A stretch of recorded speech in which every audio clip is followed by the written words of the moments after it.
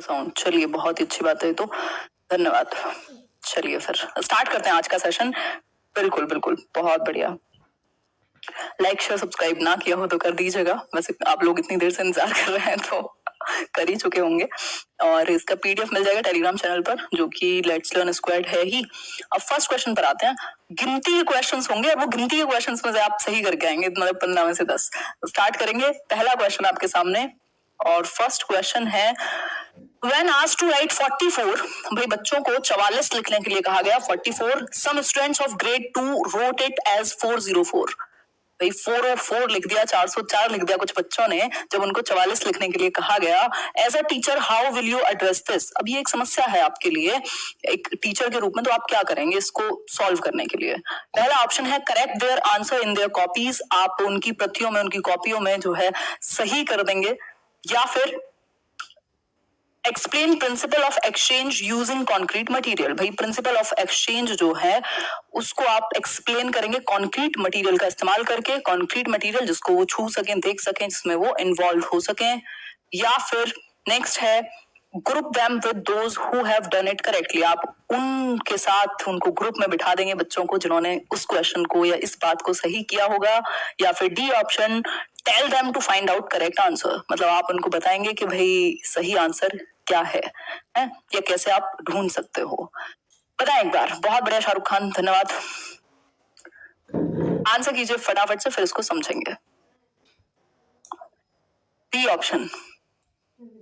B option का मतलब है explain principle of exchange using concrete material. बिल्कुल भाई, ये क्या बात है? कॉन्क्रीट यानी मूर्त, ठोस की जगह मूर्त सामग्री का आप इस्तेमाल करते हुए बच्चों के सामने जो विनिमय का सिद्धांत है, प्रिंसिपल ऑफ एक्सचेंज है, आपको पता है कि भैया 1 10 और 100 की जो वैल्यू है वो कैसे क्या पूरा काम में आती है, वो आप उनको सिखाएंगे। किसके थ्रू? अगर बच्चे 11 साल तक का बच्चा है, स्पेशली प्राइमरी का अगर आप एग्जांपल ले रहे हैं, तो कॉन्क्रीट मटेरियल का इस्तेमाल करके आप सबसे बेहतर तरीके से सिखा सकते हैं। ग्रेड 2 लिखा हुआ है साफ साफ। और कॉन्क्रीट मटेरियल को जितना ज्यादा वो इस्तेमाल करते हैं, जो टीचिंग लर्निंग मटेरियल है उसका अगर आप इस्तेमाल करते हैं, उतनी कंफ्यूजन दूर होगी बच्चों के बीच। अब किस तरीके के कॉन्क्रीट मटेरियल को आप इस्तेमाल में ला सकते हैं? तो ये जो 1 10 का जो पूरा एक प्रोसेस है, प्रिंसिपल ऑफ एक्सचेंज है, इसको आप कैसे सिखा सकते हैं? तो आप कॉन्क्रीट मटेरियल दिखा सकते हैं, एक्टिविटी करके दिखा सकते हैं। भाई 4 1s को और 2 10s कैसे, क्या एक कॉम्बिनेशन बनेगा, कैसे वो पढ़ पाएंगे। 1 10 और 100 का जो कॉन्सेप्ट पूरा आप सिखा दें। तो ये आप सिर्फ बोल करके नहीं सिखाएंगे, सिर्फ चौक से और डस्टर से नहीं सिखाएंगे, आप एक्टिविटी करके सिखा सकते हैं ये चीज। ठीक है बात? बिल्कुल। आगे बढ़ेंगे। कॉन्क्रीट चीजों का इस्तेमाल करके जिनको टच फील किया जा सकता है, लाइफ की सिचुएशन हो सकती है, चार्ट हो सकता है, पेपर हो सकता है, कुछ भी हो सकता है। ठीक, नेक्स्ट क्वेश्चन पर चलेंगे। Question number 2, which of the following topics are not part of primary school mathematics curriculum as per NCF 2005? भाई एनसीएफ 2005 के अकॉर्डिंग अगर हम बात करें नेशनल करिकुलम फ्रेमवर्क 2005, एक एक क्वेश्चन ऐसा होगा जो टाइप पूछा ही जाता है, बस नंबर में चेंज, थोड़ा बहुत भाषा में चेंज, थोड़ा बहुत ऑप्शन में चेंज, हद से हद, है ना। तो एनसीएफ 2005 के अकॉर्डिंग अगर हम बात करें, कौन सा एक टॉपिक है जिसको इंक्लूड नहीं किया जाता प्राइमरी लेवल पर? ये क्वेश्चन पता नहीं कितनी बार पूछा गया है, और कई बार तो ऑप्शंस भी सेम दिए हैं। ठीक, तो पहला ऑप्शन है टेसिलेशन, फिर है सिमेट्री, फिर है patterns, and last one is your ratio. बहुत बढ़िया, बिल्कुल सिंपल, रेशो। अनुपात की अगर हम बात करें, रेशियो की, तो ये प्राइमरी क्लास के लिए रिकमेंडेड नहीं है एज पर एनसीएफ। बाकी जो टेसिलेशन है, भाई आप कैसे एक शेप में कैसे अलग अलग पैटर्न या सेम पैटर्न के साथ उसको पूरा फिल किया जाता है। सिमेट्री है, कोई भी एक शेप है अगर, तो कैसे वो सिमिलर ऑपोजिट पार्ट्स उसके होंगे, मैं पिक्चर्स के थ्रू आपके साथ डिस्कस कर लेती हूँ। तो रेशियो आपको कई बार ऐसा मिलेगा कि कोई एक बाकी के 3 सेम दे देगा, आपको पता होना चाहिए। इसके लिए आप 5th तक की, 3rd 4th 5th की मैथ्स की बुक उठा करके टॉपिक देख सकते हैं कि कौन से वो टॉपिक हैं जो उसमें दिए हुए हैं छोटे बच्चों के लिए। इतना आपको पता होना चाहिए, एक डायरी बना के नोट कर लो चाहे तो, ठीक, या फिर मैं किसी एक वीडियो में करा दूंगी। तो ये 3 बहुत कॉमन देगा आपको ऑप्शन। 4th ऑप्शन कुछ चेंज कर देगा, रेशो यहाँ पर नहीं होगा। इसी तरीके का कोई और अगर ऑप्शन देता है तो वो प्राइमरी में आप नहीं सिखाते। देखना चाहें अगर हम, तो ये हमने अभी डिस्कस किया, ये है टेसिलेशन, या तो एक तरह की शेप या तो डिफरेंट शेप के साथ एक पूरा जो पैटर्न है उसको फिल किया हुआ है। अगर हम बात करें सिमेट्री की, तो आप देख रहे हैं अगर शेप को कट किया जाए तो बिल्कुल सिमिलर साइड्स जो है ऑपोजिट, वो बिल्कुल सिमिलर हैं, एक जैसी हैं। जैसे ए में भी सिमेट्री होती ही है, और भी कितने सारे वर्ड्स हैं जो सिमेट्रिकल है। ठीक, तो ये एक बेसिक बात हुई। आगे बढ़ेंगे। देखेंगे कुछ और चीजों। सिमेट्री से भी एक क्वेश्चन आता ही है। क्वेश्चन नंबर 3 है आज के लिए, विच ऑफ द, देख पा रहे हैं ना आप लोग? हाँ, अब बिल्कुल आकाश, ऐसे मैं हंसने के माहौल में ही हूँ, सेशन लेट हो गया बस, बाकी तो कोई दिक्कत नहीं थी।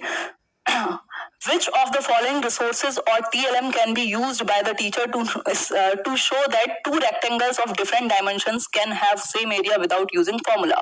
मतलब कि इनमें से कौन सा एक रिसोर्स, मतलब संसाधन या फिर teaching learning material, teaching add आप इस्तेमाल करेंगे ये दिखाने के लिए, क्या शो करने के लिए कि दो डिफरेंट रेक्टेंगल्स जो हैं, दो डिफरेंट डायमेंशंस के, वो उनका एरिया सेम हो सकता है। अब ये कैसे हो सकता है, ये आप कैसे दिखाएंगे, कौन सा टीचिंग लर्निंग मटेरियल जो है वो इसके लिए बेस्ट काम करेगा? आपको पता है अगर मैं रेक्टेंगल के एरिया की बात करूं तो L इंटू बी होता ही है, मतलब लेंथ इंटू ब्रेथ करेंगे अगर, तो ऑब्वियसली अगर ब्रेथ और लेंथ अलग अलग भी है तब भी जो एरिया है वो सेम आ सकता है, यदि वही दो नंबर हैं आसपास घूमते हुए। ठीक, तो इस केस में आंसर क्या होगा? स्केल का यूज करेंगे, ग्राफ पेपर का, थ्रेड का या टाइल का। अब इन दोनों में से भी आपको यहाँ पर कॉम्बिनेशन चूज करना है। आंसर कीजिए फटाफट से। बी ऑप्शन आप लोग कह रहे हैं, बी का मतलब है B and D. Graph paper बिल्कुल सही बात है, आप दिखा सकते हैं उसमें। और क्या है, टाइल्स का इस्तेमाल किया जा सकता है, दोनों को रेक्टेंगल की फॉर्म आसानी से आप शो कर सकते हैं। ग्राफ पेपर वो जो ग्रीन वाला मिलता था आपको स्कूल में कभी कभी, और इसके अलावा अगर टाइल्स की बात करूं तो बिल्कुल रेक्टेंगुलर शेप बहुत आसानी से आप समझा सकते हैं एरिया के बारे में। तो बी और डी जो है वो सही हुआ, इसलिए बी ऑप्शन सही है जिसमें इन दोनों की बात की गई है। अगर मैं दिखाना चाहूं पिक्चर के थ्रू तो आप लोग देखेंगे। और वैसे टीचिंग लर्निंग मटेरियल जो है, अबेकस है, कुछ कुछ चीजें हैं, उनको हम एक सेपरेट वीडियो में डिस्कस करेंगे, मैथ्स पेडागोजी की। ठीक, तो इस तरीके से आप दिखा सकते हैं भाई कि जो अगर डिफरेंट डायमेंशन है, डिफरेंट दिखने वाले भी हैं, उसका भी एरिया क्या होगा, सेम ही आएगा दोनों का, क्योंकि लेंथ इंटू ब्रेथ अगर आप आगे पीछे करेंगे तो बराबर आ जाएगा। सेम कहानी यहाँ पर लागू होती है। ठीक, तो ये बेसिक चीजें हैं जिनका आपको बेसिकली पता ही होना चाहिए। मैथ्स का आपको गणितज्ञ नहीं बनना, यहाँ सिर्फ आपको पता हो कि बेसिक कॉन्सेप्ट्स आप किन मेथड्स के थ्रू पढ़ाएंगे, किन टीएलएम्स के थ्रू आप इस्तेमाल करके उनको ज्यादा से ज्यादा आसानी से सिखाएंगे। ठीक है, आगे बढ़ेंगे। तो टाइल्स भी हो सकते हैं, ग्राफ पेपर भी हो सकता है। कॉन्क्रीट मटेरियल है अपने आप में, जिसको बच्चे देख करके, टच करके, फील करके पढ़ सकते हैं। क्वेश्चन नंबर 4 है, सभी को हाय हेलो है भाई, धन्यवाद जितेंद्र जी। Which of the following could be contributing factor to underachievement in mathematics? Mathematics में अंडर अचीवमेंट का एक कंट्रीब्यूटिंग फैक्टर हो सकता है। ध्यान से समझिएगा, ये क्वेश्चन गड़बड़ हुई है इस क्वेश्चन में बहुत सारे लोगों के द्वारा इस बार। पहला है जेंडर, फिर है socio cultural background, nature of mathematics या फिर इनेट एबिलिटी ऑफ पर्सन। आंसर कीजिए, फिर हम लोग आगे बढ़ेंगे। वीडियो और वॉइस ओवरलैप हो रही है, क्या कर सकते हैं, हम तो कुछ नहीं कर सकते, मुश्किल से तो चला है, कुछ कुछ प्रॉब्लम्स चलती रहती हैं। बहुत बढ़िया, आंसर कीजिए फटाफट से। बी मतलब सोशियो कल्चरल बैकग्राउंड। अब इसको समझेंगे हम। बात हो रही है कौन सा एक फैक्टर कंट्रीब्यूट कर सकता है अंडर अचीवमेंट में, मतलब कम अगर अचीव कर पाया बच्चा मैथ्स में तो कौन सा एक फैक्टर जिम्मेदार हो सकता है। 4 ऑप्शंस में से पहला है जेंडर। जेंडर कभी भी रिस्पॉन्सिबल नहीं है मैथ्स आने और ना आने के लिए। एक क्वेश्चन ये भी आपको रखा हुआ मिल जाता है पेपर में कि लड़कियां मैथ्स नहीं सीख सकती, भाग जाइएगा दूर उस ऑप्शन से, वो आपका नंबर कटवाएगा। और मूर्खता भी है अगर ऐसा कहा जाता है कि लड़कियां मैथ्स में कमजोर होती हैं या नहीं सीख सकती, तो ये क्या है, जेंडर बायस है, ये कोई फैक्ट नहीं है। ठीक, तो ये तो हट गया। इसके अलावा नेचर ऑफ मैथमेटिक्स, इनेट एबिलिटी, अगर इसको सिखाया जाए ढंग से तो बच्चा सीख पाएगा। इनेट एबिलिटी ऑफ पर्सन जो है, यहाँ अगर आपने मेथड सही अपनाए हैं, सही उसको पहले से ही एक शिक्षा या कहीं तो इसको एनवायरमेंट मिला अगर ज्यादा अच्छा, तो ऑब्वियस है कि बेहतर कर पाएगा बच्चा। तो यहाँ जो है सोशियो कल्चरल बैकग्राउंड को ज्यादा हमने बेहतर माना है। इसका एक रीजन ये कह सकते हैं, अगर एग्जाम्पल लेना चाहें कि 2 लोग हैं, अगर एक ऐसा बच्चा जो जहां पर उसने पहले बैकग्राउंड में अपने कैलकुलेशन को बहुत ज्यादा इस्तेमाल किया है, उसका जो कैलकुलेशन का बेस है वो ज्यादा बेहतर होगा ऐसे बच्चे से जो शायद किसी फार्मर की फैमिली से आ रहा हो, और एक बच्चा जो शायद किसी शॉप पे बैठता हो या उसका जो एक वजन तोलने से लेकर बहुत सारे कॉन्सेप्ट्स उसके पहले से तैयार होंगे या वो प्रभावित होगा। ठीक, तो इस केस में हम जोड़ सकते हैं इस बात को। बी ऑप्शन इसका सही आंसर हुआ। आगे बढ़ेंगे। क्वेश्चन नंबर 5 है आपके सामने। हाँ, सीडी भी तो चल रहा है करियर विल पर, आज शाम में सेशन था। Which of the following is the most appropriate strategy to explain that 1/4 is less than 1/3? भाई 1/4 जो है वो छोटा है 1/3 से। इस चीज को समझाने के लिए आप क्या करेंगे, कौन सी एक स्ट्रेटजी अप्रोप्रिएट साबित होगी। पहला है using LCM method. LCM method का आप इस्तेमाल करेंगे, पेपर स्ट्रिप्स लेंगे, डाइंस ब्लॉक का इस्तेमाल करेंगे या नंबर चार्ट का आप इस्तेमाल करेंगे। फटाफट से बताइए, फिर हम लोग आगे बढ़ेंगे। 3400 लोग देख रहे हैं और 2500 लोगों ने लाइक किया, मतलब कहाँ हैं ये बाकी के जो 1000 लोग हैं? 900 लोग कहाँ हैं? बहुत बढ़िया।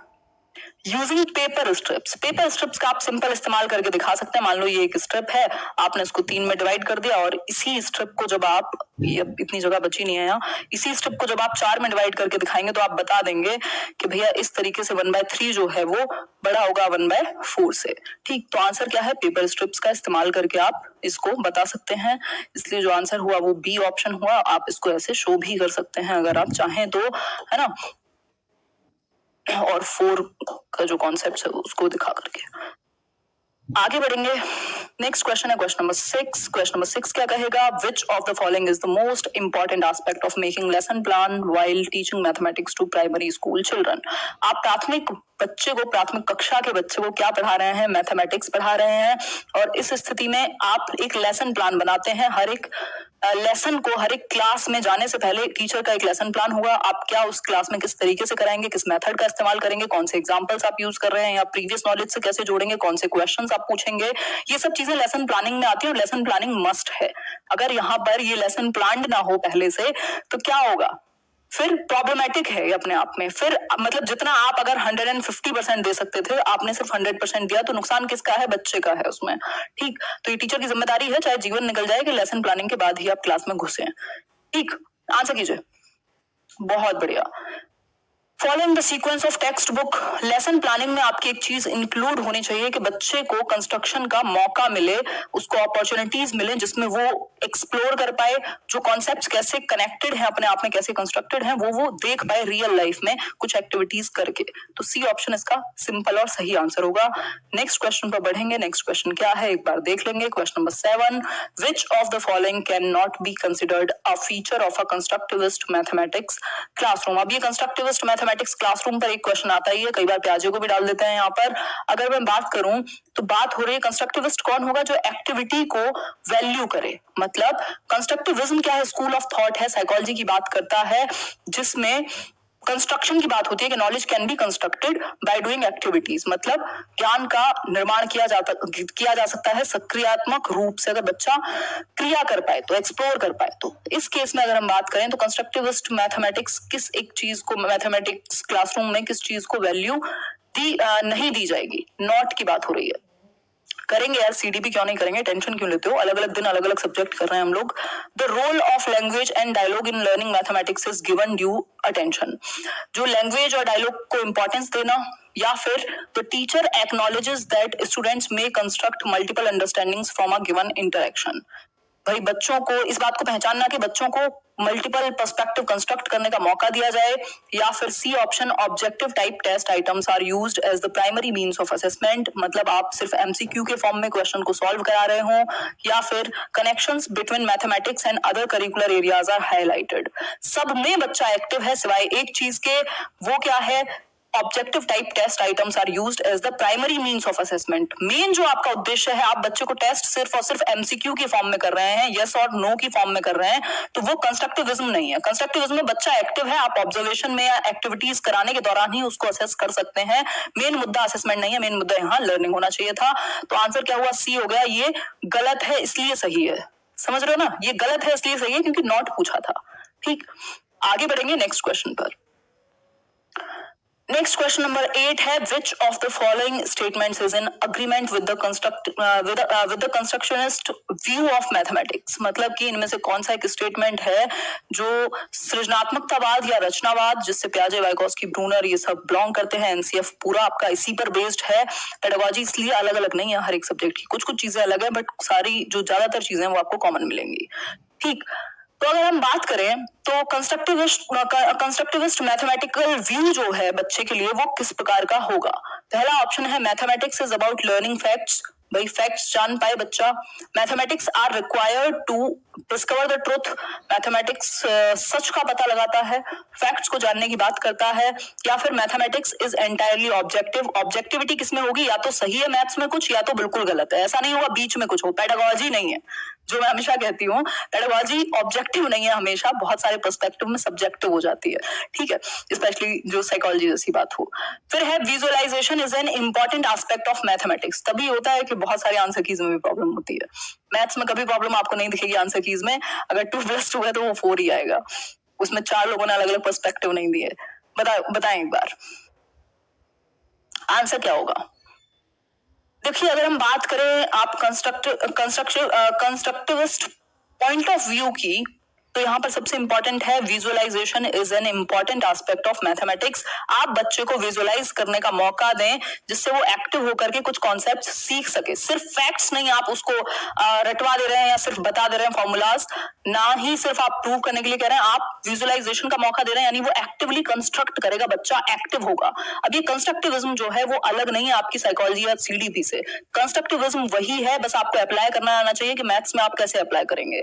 बच्चा जब विजुअलाइज करेगा, इमेजिन करेगा, आपने कहा कि अच्छा एक इतने सेंटीमीटर का या ऐसा एक रेक्टेंगुलर बॉक्स है, ऐसा क्यूबिकल एक बॉक्स है, तो वो विजुअलाइज करेगा यहाँ अपने दिमाग में, इसको विजुअलाइज करेगा। और विजुअलाइज करेगा तो भाई क्या है, उसके सेंसेस एक्टिव हैं, वो खुद एक्टिव है और एक्टिवली कंस्ट्रक्ट कर पाएगा जो भी आप उसको क्या सिखाने की कोशिश कर रहे हैं कॉन्सेप्ट, उसमें वो इन्वॉल्व हो पाएगा, ठीक है बात। तो इसलिए आंसर जो था वो डी था। आगे बढ़ेंगे नेक्स्ट क्वेश्चन पर, और नेक्स्ट क्वेश्चन है क्वेश्चन नंबर 9, जो कि है सेकंड लास्ट आज के लिए। विच of the following activities is best suited for the development of special understanding among children. अब ये स्पेशल अंडरस्टैंडिंग क्या है, बेसिकली बच्चों में स्थानिक समझ, जो गार्डनर भी बात करते हैं, जैसे स्थानिक बुद्धि की, स्पेशल अंडरस्टैंडिंग की, यानी कि बच्चा पोजीशन को, स्पेस को, ज्योग्राफिकल जो बेसिकली शेप है ऑब्जेक्ट की, जो पोजीशन है, इन सबको वो समझ पाए। इसके लिए आप क्या करा सकते हैं। पहला है drawing the top view of a bottle. जो बोतल होती है उसका एक ऊपरी शीर्ष जो है उसको वो अगर बनाएगा तो उसको कुछ समझ आएगी। या फिर locating CTs on a map, map पर सिटीज को लोकेट करे। या फिर noting the time of moon rise, ये नोट करे कि भैया चंद्रमा कब निकलता है। या फिर representing numbers on a number line, number line पर वो रिप्रेजेंट करके दिखाए नंबर, इधर नेगेटिव में इधर पॉजिटिव में, कि ये है मैथमेटिक्स। आंसर कीजिए, फिर हम लोग आगे बढ़ेंगे आज के लास्ट क्वेश्चन की तरफ। बहुत बढ़िया, सही है, बहुत तेजी से आप लोग आंसर करते हैं, मुझे लगता नहीं है कि इतनी जल्दी पढ़ भी पाते हो जितनी जल्दी आंसर कर देते हो। खैर, स्पेशल अंडरस्टैंडिंग जो है वो डेवलप होगी जब बच्चा कुछ भी एक पोजीशन से रिलेटेड, एक ऑब्जेक्ट की शेप से रिलेटेड कुछ ड्रॉ करेगा या फिर वो कुछ उस तरीके की चीज में इन्वॉल्व होगा। तो यहाँ पर drawing the top view of a bottle is the best example, जिससे उसको एक एरिया के बारे में भी पता लगेगा, कैसे वो उसकी शेप क्या है, सरफेस कितना है, ज्योग्राफिकल एक अंडरस्टैंडिंग भी उसके अंदर बनेगी। ये सिर्फ और सिर्फ ये यहाँ मैथ्स में बहुत ज्यादा बेहतरी का काम नहीं करता, इसलिए बी ऑप्शन बेस्ट नहीं है ए से, और जो बेस्ट है वही आंसर होता है, सिंपल बात है, ठीक है।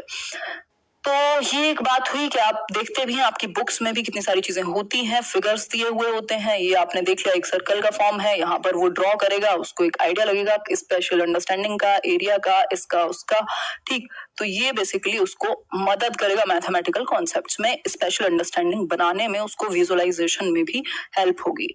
आगे बढ़ेंगे नेक्स्ट क्वेश्चन की तरफ, जो कि आज के लिए लास्ट है।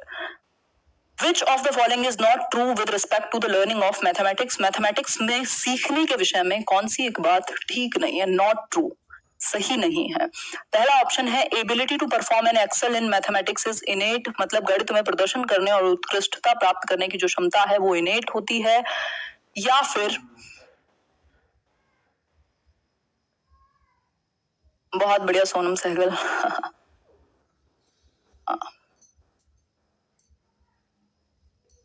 ओके नियाज अली, मैं साइड हो जाऊंगी, क्वेश्चंस थोड़े बड़े होते हैं, मुझे साइड होना ही पड़ता है। Which of the following is not true with respect to the learning of mathematics, के सीखने के विषय में कौन सी एक बात ठीक नहीं है। दूसरा ऑप्शन है teachers beliefs about learners have powerful impact on learning outcomes, या फिर students socio economic background impacts their performance in mathematics, या फिर schools language of instruction can impact a child's performance in mathematics. अब बड़ा इन्होंने typical answer दे दिया है। अब जो चीज हम जनरली पढ़ते आ रहे थे ये उसके खिलाफ बात जा रही है। उसका रीजन क्या है हमने अभी डिस्कस किया था, जो सोशियो इकोनॉमिक बैकग्राउंड है वो प्रभावित कर सकता है आपकी एबिलिटी को। उसका रीजन हमने अभी डिस्कस किया था, आप किस बैकग्राउंड से आ रहे हैं। ठीक, तो ये नहीं है कि वो आपको अपाहिज बना देगा, बहुत अच्छा कर देगा, बट इम्पैक्ट कर सकता है। ये नहीं कहा गया कि कोई कमजोर आर्थिक या सामाजिक स्थिति से आ रहा है तो वो सीखेगा नहीं, ऐसी बात यहाँ नहीं हुई है। तो इस केस में आंसर जो है वो ए होगा कि ability to perform and excel in mathematics is innate, कि भी आंतरिक ही होती है। अब ऐसा तो है नहीं, ये कोई चमत्कार तो है नहीं। ठीक, अगर सही रिसोर्सेज और सही चीजें दिखाई जाए तो सीख सकता है बच्चा। तो ये एक बात हुई, ए ऑप्शन सही हुआ। और आउट ऑफ 10 कितने ठीक हुए वो तो आप कमेंट करके बताएंगे ही, और इसका जो पीडीएफ है वो आपके Telegram channel let's learn squared आप सर्च करेंगे तो मिल ही जाएगा। और आउट ऑफ 10 कितने ठीक हुए आपके, और क्या आपको समझ में आया, कहाँ कंफ्यूजन रही, वो आप कमेंट करके बताएंगे। सिर्फ 100 क्वेश्चंस करेंगे और उन 100 में से आप पेपर के बाद मिला सकते हैं कि 10 क्वेश्चन 15 में से एटलीस्ट आए कि नहीं आए। ठीक, मतलब 100 क्वेश्चन कर रहे हैं, 10 नंबर मिल रहे हैं उन 100 क्वेश्चन से, तो मुझे नहीं लगता घाटे का सौदा है। ठीक, तो बाकी ज्यादा आ जाए तो वो आपकी ऐसे किस्मत भी है। ठीक, तो क्योंकि बेसिकली ये क्या है, बहुत ज्यादा क्वेश्चंस रिपीट होते हैं, और मैथ्स में तो वैसे भी लैंग्वेज में भी बहुत बड़ा चेंज नहीं होता, थोड़ा बहुत ही ट्वीक करते हैं वो लोग। ठीक, चलिए फिर ऐसी अलग अलग सब्जेक्ट की पेडागोजी चलती रहेगी, सीडीपी का भी बीच बीच में लाते रहेंगे, टेंशन ना लो।